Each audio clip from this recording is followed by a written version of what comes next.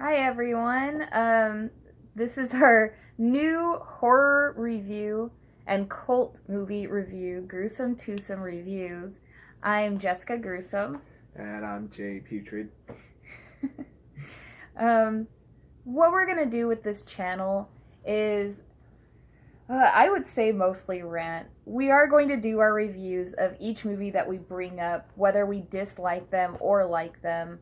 We're gonna try to keep pretty composed composed review throughout the first part of the video, and it will contain spoilers most of the time unless we state otherwise. So we decided that with this first video to start off our channel, we'd go with the most recent modern horror that we watched, and that would be The Devil's Candy.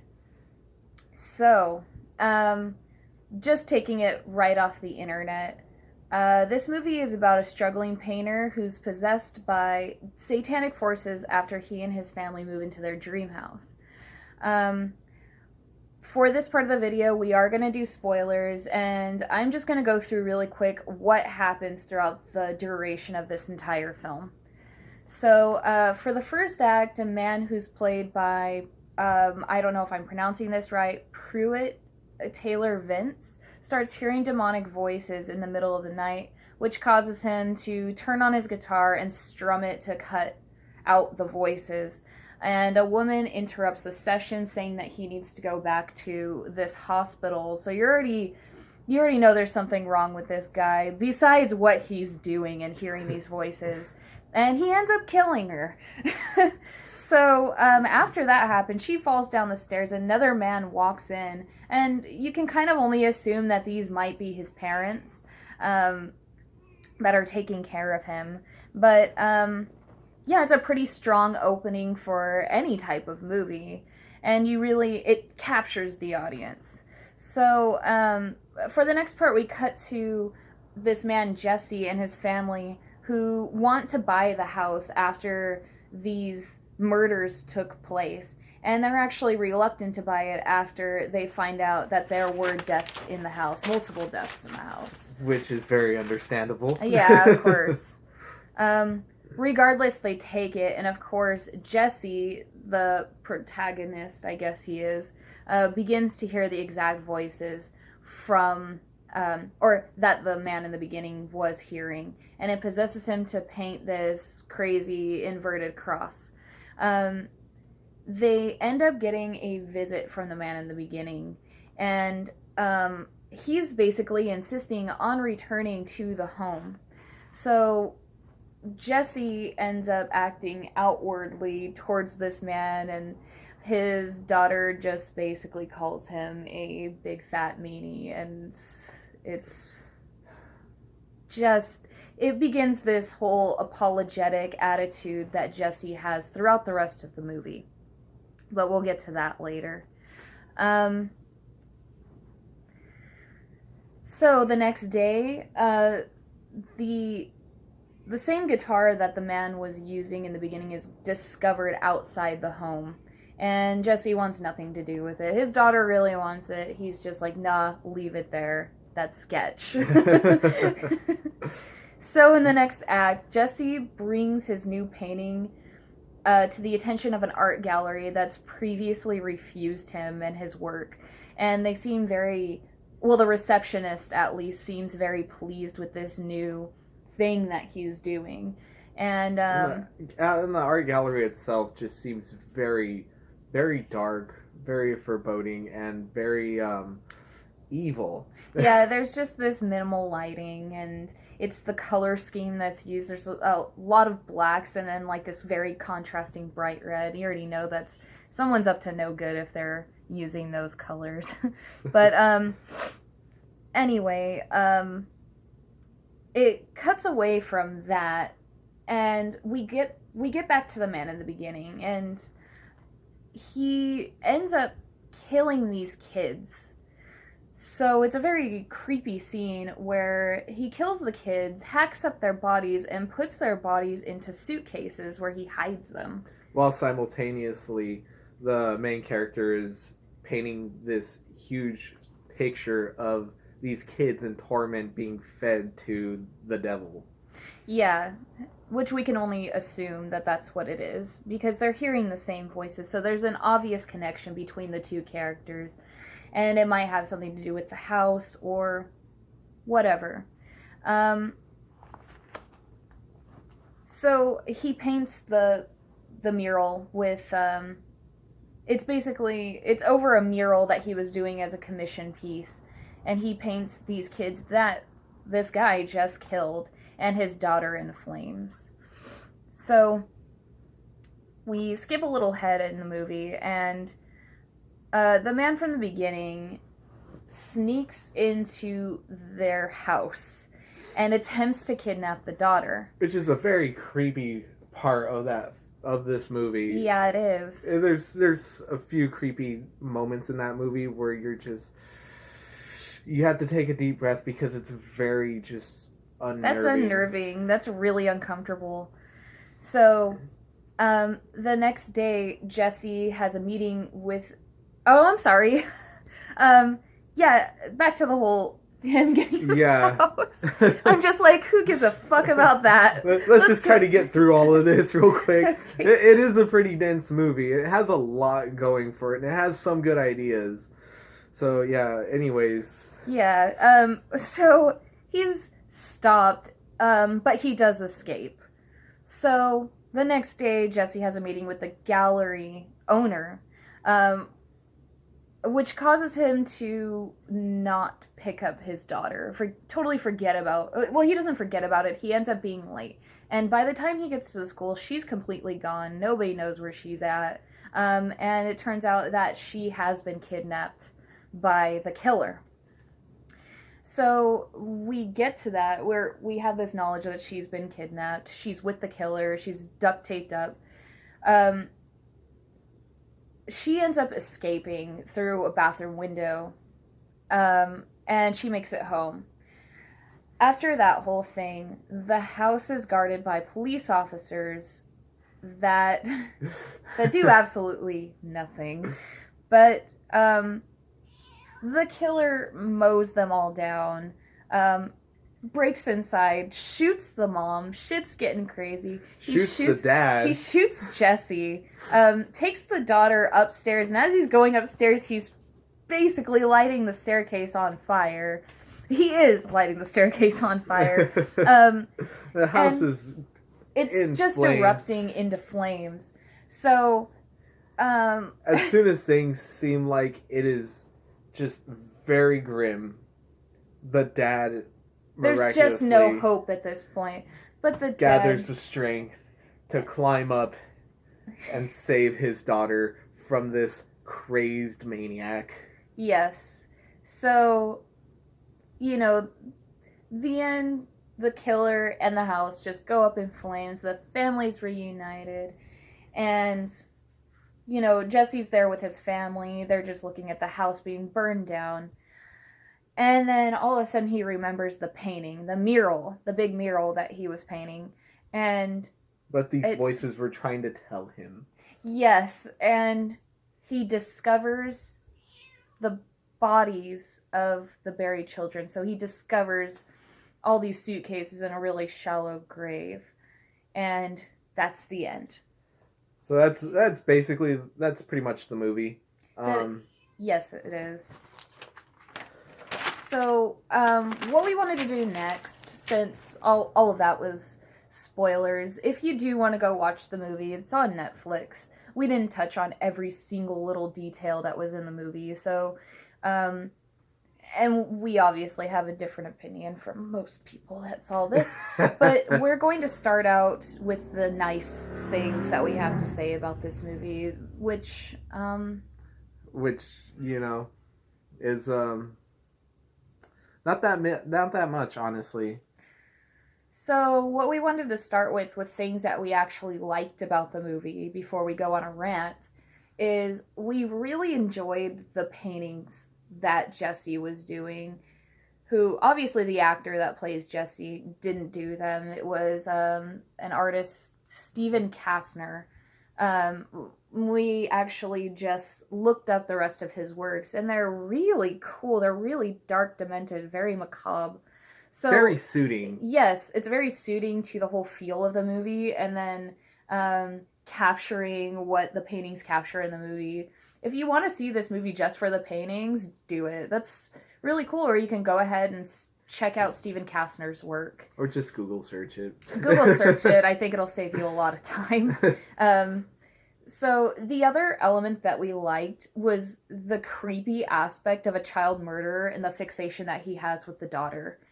So that's unnerving in any situation. I personally can't stand any terrible situation with kids or with animals. It utterly kills me. So just to see that this man is very obsessed with getting to this daughter and making her part of his little collection of murdered children is just awful. But it's a really good element to a horror movie because it's very unnerving. The first half of this movie is very good. I really liked it, and I would like to see where it would have gone. It had some moments I didn't like. There was some very cheesy elements to it. There's some little things here and there. It happens. Not all movies or not every single movie is perfect, but I was kind of on board with it with the first portion of the movie. I was like, all right, this is it's kind of interesting. I'd like to see where this goes. And the actor that they had playing the antagonist, the man who's like hearing these like demonic voices that's possessing him to that's basically tormenting him to kill these kids, really good. He was very menacing. He was very. I would open not mouth want breathing, sweaty. I would not want to meet that guy in person. He makes me very nervous. So I guess then we can basically go into our dislikes of the movie, which there are a lot of them.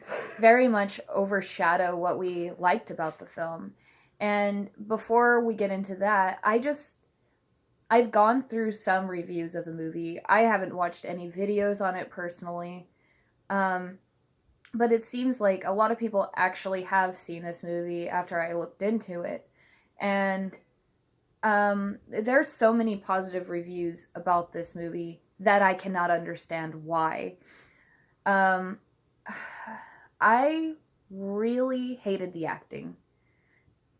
Yes, the man from the beginning, the killer, I have his name right here, Pruitt Taylor Vince, was very convincing. He's a very creepy guy, but the rest of the characters, I literally didn't give a shit about. Particularly Jesse. I didn't care about anything he was doing. And our cat doesn't really care about what he was doing. Yeah, you can hear her going off this entire time. And throughout our videos, you're going to hear her rants too. So, yeah. I really hated the acting. I thought it was so cheesy. Anytime I saw Jesse apologizing for whatever had gone wrong, I was just like, dude, shut up. It's very pathetic. It was very pathetic. I thought the acting was cheesy. It was it was passable for like the first portion of the movie because I honestly thought it was gonna go somewhere. But then as the movie progressed, I just caught myself hating every single character. I hated the mother, I hated the daughter, I hated the father. The only person I didn't hate was the antagonist, and why wouldn't you hate a child murderer? Like we said, it's creepy. Like I think he's the only person in this movie that did a great performance. Yeah, and that could just be a product of bad directing or bad scripting. Who knows? But I really didn't like that aspect. We'll get to the ending last. Save the worst for last. No. What we keep talking about when we talk about this movie is the lack of continuous flow within the story. And we've mentioned it briefly a couple times while doing this so far. in the beginning you have this supernatural being, the supernatural story that could possibly lead to this demonic possession of, or demonic torment. yeah, or something, and that's where we thought it was going until it turned into a straight up slasher. Which kind of sucked because the way it's edited to where you have this man killing this child mixed in with the other character painting this like really dark, insane piece, you kind of get this feeling that they're both connected to each other, that this like demonic possession, well, or this demonic figure is connecting these two. And I thought that's where this thing was going, and I think we both did. It really would have been cool if they explored that a lot. Now, when they just turn it into a slasher, it takes away from all the supernatural elements that were happening in the first part of the movie. And then, in turn, makes the first part of the movie almost irrelevant until the very end. It was like, oh shit, we were writing a movie about this. Let's just tack on this ending. And I felt very, I don't know, I just really didn't like this movie. I didn't like the ending. I didn't like most of the movie. I think we might as well just start jumping into the ending because, I mean, really, I don't really see much wrong with the first portion of this film. Me neither. It's and just if like we the do, second it's and basically... third act. That's really where everything goes downhill for us personally. Because there were, like he was saying earlier, it's a pretty dense story with a lot going on. And the fact that it changed into a completely different scenario almost just took away from what they were building up in the beginning. Like I was saying, it makes the first part of the movie very irrelevant. And then they just kind of remembered, oh yeah, here's the ending. He discovers the bodies. This is what the paintings were for. So in the long run, it was basically the voices that were talking to the killer, which happened to be the same voices that were possessing Jesse to paint there was these paintings. No alter in that because they play it up. Yeah, as if these two people are going to be the same person, or they're just like connected somehow. Where it's like, the the protagonist being like, unfortunately, seeing what the killer sees. Yeah, there's no difference in the voices. It's the exact same voice. So you figure that, maybe Jesse's gonna lose his mind. He's painting what he might eventually do. Yeah. And that's what I thought when it showed the daughter in the mural in flames. It comes off as very foreshadowing. It does, but it's not. And it is. Well, it kind of is, but it's only because of the tacked on ending. Yeah. So, that's another thing we didn't like. And then most of all, no, I wouldn't say most of all, because that was my biggest problem with the movie. Another thing that I liked, or disliked probably equally as much, was the overtly religious overtones of this movie. Well, granted, when you're doing stuff with, like, demonic possession... There's going to be a religious overtone. There's a religious overtone, but it's like... There's a very... in your face. Yeah, there's a very smooth way to do stuff like that. And I feel like a lot of, like... Not a lot, but very few horror films that have to deal with demonic possession or Satan or hell or anything like that. Anything that has to deal with overall religious evil. There's a way they do it where it's very subtle. It is not in your face, and not all the time good wins. It's... Exactly. And it just seemed like this was... It wasn't supposed to be where everyone lives, but they all live. And they all live happily ever after. And Jesse just finds the duffel bag buried with all the kids in there. Yeah, and you literally see, like, this light shine down on him, and he just cries this fucking single tear. And I thought that was super cheap. And you think to yourself, like, wait a minute. If this man is hearing... If these two dudes are hearing the exact same voices... and they're compelling him to do these things. How is it that what Jesse's hearing is the kids telling him that they need to be set free? Yeah. How does that work? Yeah, we have just a lot of questions about this movie, and it's better left just us disliking it for what it is. And it's not really like the questions that we have aren't necessarily pertaining towards the movie itself, as in like oh well, I don't understand this, or I'm confused about that. No, because it's a very straightforward film. There's the plot holes itself it's just bad storytelling. That's what hinders this movie the most. It's just acting that is very not great.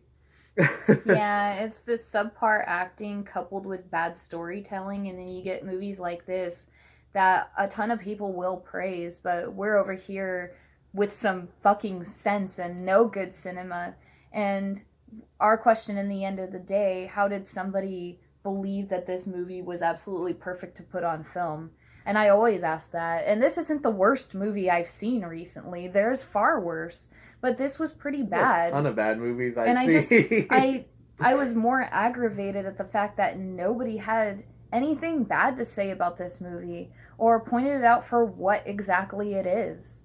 Instead of trying to cover it up with, whoa, this was amazing, because this, blah, blah, blah. I don't care. This was a terrible movie. It was fucking boring. It's bad storytelling. That's really what it is. Yeah, it's and I always hate that. And I feel that that's a problem with a lot of modern movies. I'm not saying that it's never happened in the past, because there's a ton of older movies that I could point out saying, you know what? The storyline really sucked. It could have been this way. And for some reason, they didn't think at the time that this was appropriate and made it lead into this burning garbage heap of a movie. So, yeah, that was basically our thoughts on the movie. If you have a different opinion or if you agree with us, we'd like to hear it in the comments below.